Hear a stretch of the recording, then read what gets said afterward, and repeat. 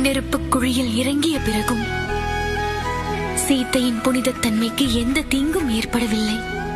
ராமர் ராஜ தர்மத்தின் அர்த்தத்தை தியாகத்தால் எழுதினார்.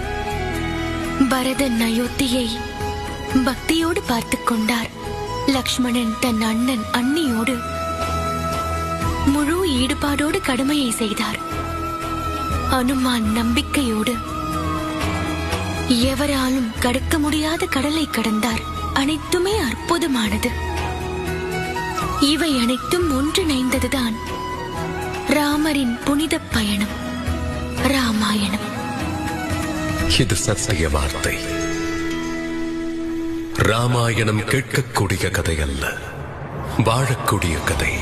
உலகில் பிறக்கும் ஒவ்வொருவருக்குள்ளும் ராமனை தேடுவார்கள். இளையவர் பரதனை தேடுவார்.